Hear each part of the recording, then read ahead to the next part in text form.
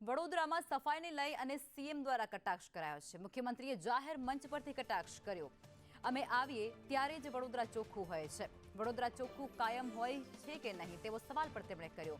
દિવસે દિવસે લોકોની જાગૃતિ વધવાની છે। પાલિકાઓએ પણ હવે જાગૃત થવાની તાતી જરૂરિયાત છે। સીએમ દ્વારા આ નિવેદન આપવામાં આવી રહ્યું છે। જાહેર મંચ પરથી તેમણે પૂછ્યું, અમે આવીએ છીએ ત્યારે જ વડોદરા કેમ ચોખ્ખું હોય છે કે પછી વડોદરા કાયમ ચોખ્ખું જ હોય છે। દિવસે ને દિવસે લોકોની જાગૃતતા વધતી જતી હોય છે, ત્યારે હવે પાલિકાને પણ જાગૃત થવાની જરૂરિયાત છે। પ્રજાજનો માટે મુશ્કેલી પણ હોઈ શકે, પણ દરેક વસ્તુ એમાં નથી હોતી। સ્વચ્છતા રાખવી હોય તો એમાં આપણે જોડાઈ જવું પડે। આપણી વ્યવસ્થા તંત્ર સાથે જોડાવવું જ પડે। પબ્લિક જોડાઈ જાય એટલે ઓટોમેટિક સ્વચ્છતા રહેતું થઈ જાય। આજે ઘણું સારું રહે છે એવું મને લાગે છે। અમે આવીએ ત્યારની વાત નથી, હું તમને બધાને પૂછ્યું કે બરોબર રહે છે ને, બરોબર સ્વચ્છ રહે છે? જરા જોરથી આ બોલો તો ખબર પડે।